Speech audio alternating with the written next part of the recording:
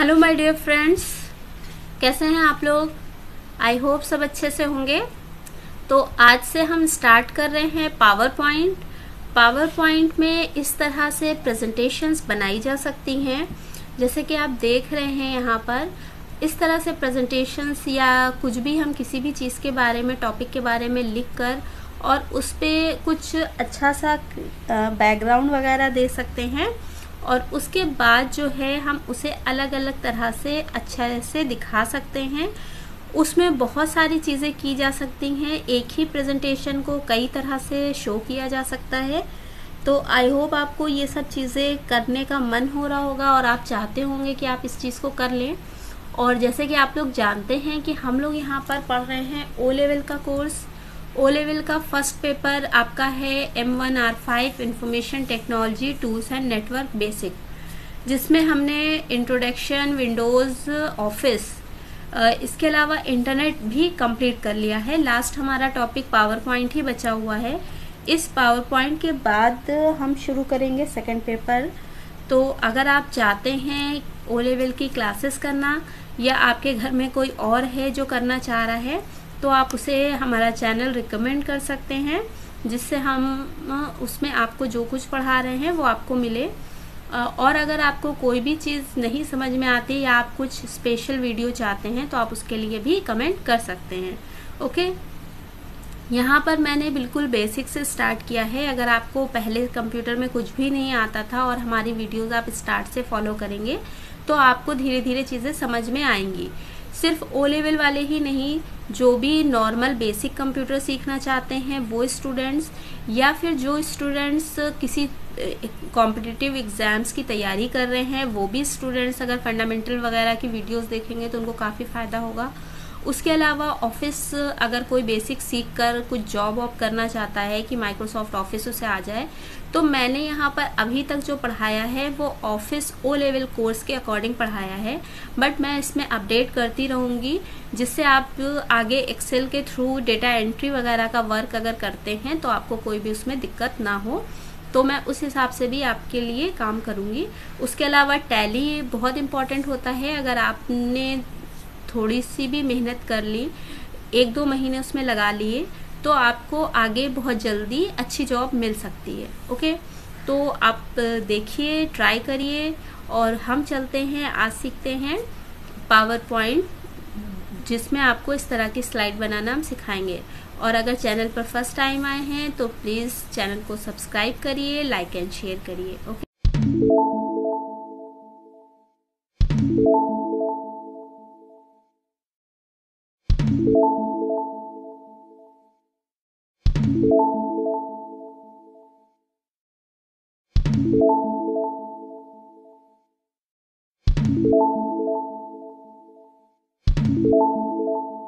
तो power point जब हम स्टार्ट करते हैं तो इस तरह की स्क्रीन हमारे सामने आती है। इसमें ये जो एरिया दिख रहा है जिसमें आपको ये इस तरह के 2 शेप दिखाई दे रहे हैं, ये हमारी फर्स्ट स्लाइड है या इसे स्लाइड बोलते हैं। ठीक है, जैसे कि हम लोग जानते हैं कि वर्ड में जो पेजेस होते हैं उनको तो हम पेजेस ही बोलते हैं, बट एक्सेल में जो पेजेस होते हैं उन्हें हम शीट बोलते हैं। और इसी तरह से पावर पॉइंट में जो पेजेस होते हैं उन्हें हम स्लाइड्स बोलते हैं। ठीक है, क्या बोलते हैं? स्लाइड्स बोलते हैं। ठीक है, इस फाइल को यानी कि पावर पॉइंट की फाइल को हम प्रेजेंटेशन बोलते हैं। देखिए यहाँ पर टाइटल में ये प्रेजेंटेशन लिखकर आता है, तो ये कहलाती है आपकी प्रेजेंटेशन। इसका जो एक्सटेंशन नेम होता है वो .ppt होता है। और अक्सर आपने सुना होगा कि मैं PPT बना रहा हूँ या तुमने PPT बना ली, इस तरह की, तो वो उससे मतलब एक पावर पॉइंट की फाइल से होता है जिसमें प्रेजेंटेशन तैयार की जाती है। ओके, तो प्रेजेंटेशन क्या होती है, सबसे पहले हमें ये जानना होगा, तभी हम इस पर काम कर पाएंगे। तो प्रेजेंटेशन क्या होती है? प्रेजेंटेशन आप लोग नॉर्मली जो मतलब निकालते हैं वो प्रेजेंटेशन किसी कंपनी में प्रेजेंटेशन दी जाती है इस बात से निकालते हैं, बट ये कंपल्सरी नहीं है, ऐसा नहीं होता है। प्रेजेंटेशन का मतलब है कि आपकी बात सामने वाले को अच्छे से समझ में आ रही है तो वो एक प्रेजेंटेशन कहलाएगी। जैसे आप लोग स्कूल कॉलेज में स्पीच देते हैं, वो भी एक तरह की प्रेजेंटेशन है। जैसे कि आप लोग किसी टॉपिक पर बोल रहे हैं, किसी लीडर के बारे में, किसी फ्रेंड के बारे में, स्कूल के बारे में, या फिर किसी टीचर के बारे में, किसी भी तरह से आप किसी को कुछ बता रहे हैं और वो अच्छे से बताना जिससे सामने वाले को वो चीज़ समझ में आए और उस चीज़ में उसका इंटरेस्ट बढ़े, या वो आपकी बात को अच्छे से ध्यान से सुने, तो वो आपकी प्रेजेंटेशन कहलाएगी। ठीक है, और वो अच्छी प्रेजेंटेशन होगी जिसमें सामने वाला जो भी है वो आपकी बात को सुनने के लिए तैयार है या एग्री है। ओके, अब मैं यहाँ पर जिस तरह से ये स्क्रीन बनी हुई है, अगर इसकी जगह मैं बहुत अच्छे से कुछ पिक्चर्स बनाकर आपको दिखाती तो शायद आपको ज़्यादा अच्छा लगता है इस चीज़ को देखने में। ठीक है, तो इसलिए ये जो भी काम है तो इसे ही प्रेजेंटेशन कहा जाएगा। ओके, तो आज हम क्योंकि सीखने वाले हैं प्रेजेंटेशन कैसे बनाई जाती है, इसलिए मैंने बिल्कुल बेसिक से स्टार्ट किया है। बिल्कुल न्यू आपको पेज दिखा रही हूँ मैं, इसीलिए मैंने इस पे पहले से कुछ भी नहीं किया है। तो आप देख रहे हैं हम लोग होम टैब पे हैं और हमने यहाँ पर एक प्रेजेंटेशन, एक स्लाइड ले रखी है। अब जैसे कि हम लोग ओ लेवल का कोर्स कर रहे हैं तो हम उसी के अकॉर्डिंग आपको बताते हैं कि हम प्रेजेंटेशन किस तरह से बनाएंगे। मान लीजिए ओ लेवल कोर्स के बारे में हमें आपको बताना है और उसके लिए हम किस तरह से बनाने जा रहे हैं प्रेजेंटेशन। ओके, तो ओ लेवल कोर्स क्या है? ये है government registered course from NILET। Okay,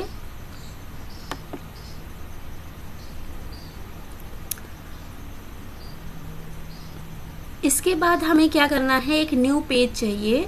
उस न्यू पेज के लिए हम क्या करेंगे, कंट्रोल M प्रेस करेंगे और नया पेज यहाँ आ जाएगा। तो यहाँ पर हम क्या करेंगे, सिलेबस लिख लेते हैं कि हमारे इसका सिलेबस क्या होगा, यानी कि हमारा जो ओ लेवल कोर्स है उसका सिलेबस क्या है या उसके पेपर्स क्या हैं। ठीक है, चलिए पहले पेपर्स लिख लेते हैं, पेपर्स। ओके, तो फर्स्ट पेपर है हमारा M1। आपका सिलेबस है, चारों पेपर मैंने यहाँ पर लिख दिए हैं। अब मुझे क्या करना है, एक न्यू शीट चाहिए, यानी एक न्यू स्लाइड चाहिए। उसके लिए मैं कंट्रोल M प्रेस कर रही हूँ। कंट्रोल M करने के बाद हम लोग यहाँ पर फिर से फर्स्ट पेपर की जो भी हेडिंग है उस हेडिंग को ले लेते हैं और अब उसकी डिटेल्स यहाँ पर लिखेंगे। ओके, जैसे हमने यहाँ पर ये फर्स्ट पेपर की डिटेल ले ली है और यहाँ पर लिखा है। तो फर्स्ट पेपर में आपका क्या आएगा, वो आएगा आपका इंट्रोडक्शन टू कंप्यूटर, विंडोज़ या ऑपरेटिंग सिस्टम, ऑफिस जिसमें आपका वर्ड, एक्सेल,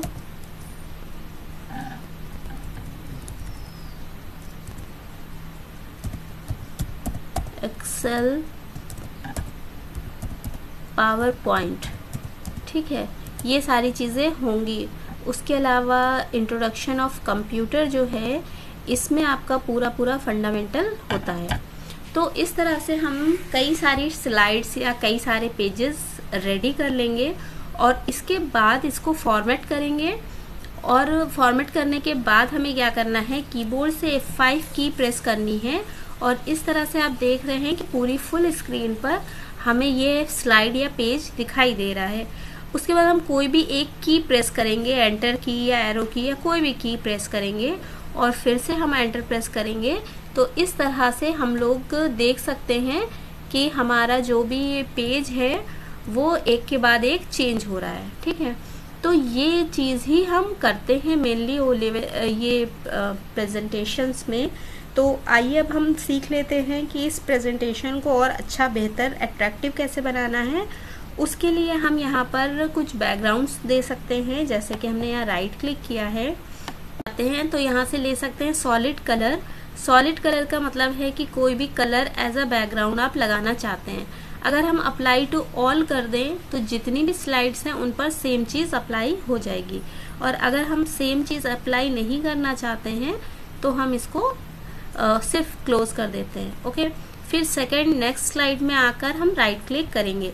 अब एक चीज़ का ध्यान रखिएगा कि अगर शेप के ऊपर आकर राइट क्लिक आप करेंगे तो जो शेप है वो सेलेक्ट होगा और जो भी फॉर्मेटिंग होगी उस शेप की होगी, बट हमें स्लाइड की करनी है तो हमें इस शेप के बाहर की तरफ राइट क्लिक करना है और फॉर्मेट बैकग्राउंड पे क्लिक करना है। ठीक है, अब यहाँ पर ग्रेडियंट फिल देख लेते हैं क्या है। यहाँ पर कुछ इफेक्ट्स मिलेंगे हमें इस तरह के कई कलर्स में, तो वो हम ले सकते हैं अपनी मर्जी के हिसाब से जो भी हम लेना चाहें, और इस जगह से हम इसको एडजस्ट भी कर सकते हैं कम या ज़्यादा जो भी हमें लेना हो, या फिर यहाँ से हम कुछ और कलर भी इसमें चूज़ कर सकते हैं।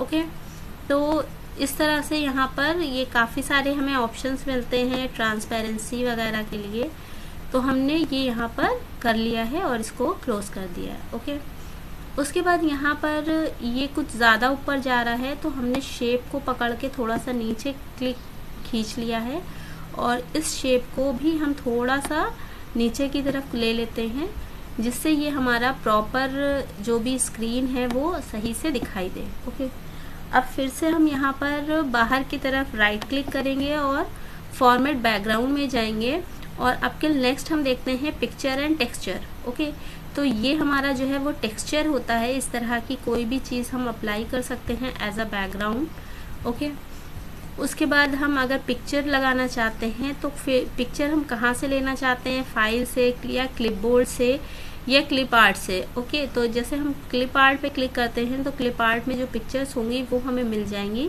और उसे हम एज अ बैकग्राउंड लगा सकते हैं। अब अगर ये पिक्चर आपकी बाहर जा रही है तो हम इसको इस तरह से नॉर्मल कर सकते हैं कि पेज में ही दिखाई दे, और अगर आप चाहते हैं कि ये पिक्चर थोड़ी ज़्यादा बड़ी दिखाई दे तो हम इसको माइनस में भी लगा सकते हैं। ओके, यहाँ से ट्रांसपेरेंसी कर लेंगे तो क्या होगा, हमारी पिक्चर जो है वो थोड़ी सी लाइट दिखाई देगी जिससे ऊपर जो टेक्स्ट है वो सही से हमें नज़र आएगा। ओके, तो इस तरह से हम चीज़ें अप्लाई करते हैं। उसके बाद है फिल पैटर्न। फिल पैटर्न में आपको एक न्यू स्लाइड पर दिखा देती हूँ। कंट्रोल M, न्यू स्लाइड आ गई हमारी, और यहाँ पर हम राइट क्लिक करके फॉर्मेट में आते हैं और फिल पैटर्न करते हैं, और यहाँ से कोई भी इस तरह का पैटर्न अप्लाई कर सकते हैं जो हमारी स्लाइड पर रहेगा। ओके, तो यहाँ से हम उसके कलर्स भी चेंज कर सकते हैं कि अगर हम कोई दूसरा कलर लेना चाहें यहाँ से तो हम वो भी ले सकते हैं। ओके, तो आप अपनी ज़रूरत के हिसाब से, अपने इंटरेस्ट के हिसाब से कलर्स यहाँ पर चेंज कर सकते हैं। आई होप आपको ये चीज़ अच्छे से समझ में आ रही होगी। तो इस तरह से हम पेजेस क्रिएट कर सकते हैं। उसके बाद यहाँ पर ये जो चीज़ें दिखाई देती हैं, हम यहाँ से भी डायरेक्टली पिक्चर्स, टेबल्स और ग्राफिक्स वगैरह को यूज़ कर सकते हैं या जोड़ सकते हैं। तो ये हमारा आ गया है। इतनी सारी हमने स्लाइड्स बना ली हैं, पेजेस आ गए हैं हमारे पास। अब यहाँ पर मान लीजिए हम कुछ और लेना चाहते हैं, जैसे कि हम चाहते हैं कि इस तरफ पिक्चर आ जाए और इस तरफ हम उस पिक्चर के बारे में कुछ लिख पाएँ। तो उसके लिए हमें इसका लेआउट चेंज करना पड़ेगा। दैट मीन्स यहाँ पर टाइटल और यहाँ पर टेक्स्ट के लिए हमें दिया गया है शेप्स, लेकिन अगर हम कुछ और लेना चाहें तो हम लेआउट पर क्लिक करेंगे और इनमें से कुछ सेलेक्ट कर सकते हैं। जैसे कि हमने ये वाला ले लिया है, तो हमने यहाँ पर कोई भी पिक्चर ऐड की है। अब ये पिक्चर कोई सी भी हो सकती है। मान लीजिए हमने यहाँ लिखा है टाइगर। ओके, तो हमने ये टाइगर ले लिया है। इस जगह पर शेप को हम अपने हिसाब से बड़ा या छोटा कर सकते हैं जैसे हम नॉर्मली पिक्चर्स में करते हैं, और यहाँ पर हमने डाल दिया है हेडिंग टाइगर। ओके, तो ये हमारा हो गया है। उसके बाद हम टाइगर के बारे में कुछ भी लिख सकते हैं, जो भी हम लिखना चाहें वो हम उसके बारे में लिख सकते हैं। आई होप ये आपको समझ में आ रहा होगा। तो इस तरह से हमारी पिक्चर में एक पिक्चर, हमारी स्लाइड में एक पिक्चर भी है, एक टाइटल भी है और एक टेक्स्ट भी है। ओके, और अब अगर हम इसका बैकग्राउंड लगाना चाहें तो हम इसका बैकग्राउंड भी लगा सकते हैं जिससे हमें ये और बेटर दिखाई दे। ओके, इस तरह से या कोई और। ओके, उसके बाद है रीसेट। अगर हम रीसेट कर देंगे तो ये पहले जैसी पिक्चर हो जाएगी, पिक्चर में जो चेंजेस किए हैं वो हमारे नहीं होंगे। ओके, मैंने कंट्रोल Z करके इसे फिर से अप्लाई कर लिया है। तो आई होप आपको ये चीज़ समझ में आई होगी। उसके बाद के जो ऑप्शंस हैं ये नॉर्मली हम इन टेक्स्ट पर अप्लाई कर सकते हैं, जो कि आपने वर्ड में भी पढ़े होंगे। इसमें कुछ ख़ास नहीं है, जो आप लोग इससे पहले पढ़ चुके हैं वही सारी चीज़ें हैं।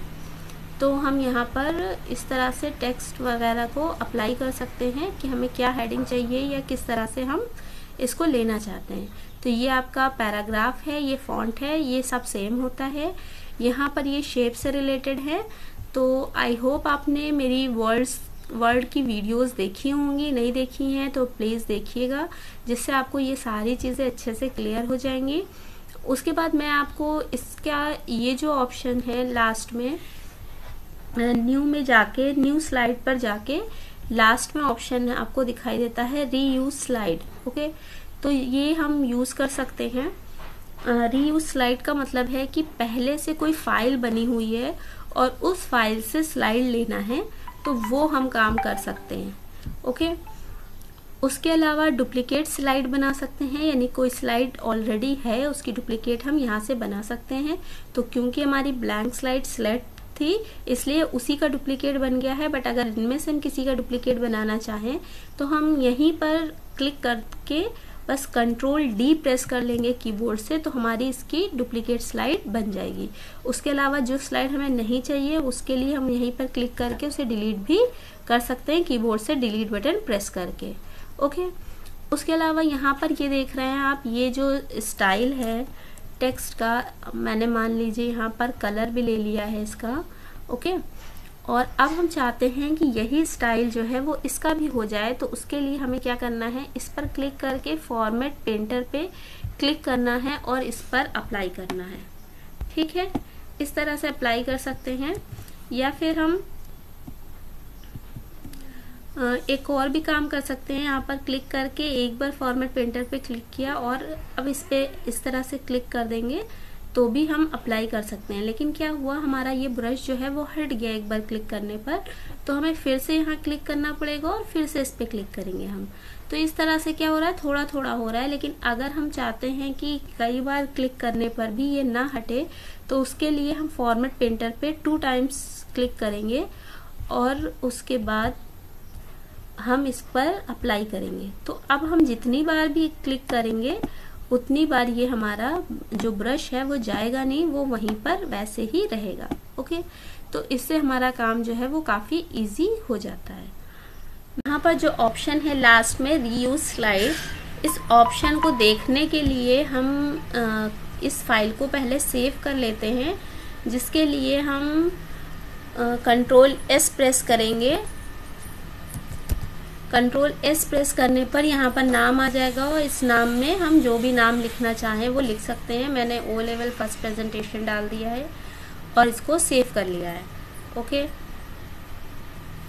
तो ये फाइल हमारी जो है वो प्रेजेंटेशन फाइल जो है वो सेव हो गई है और अब हमने इस फाइल को बंद कर दिया है और एक न्यू फाइल हमारी खुली हुई है।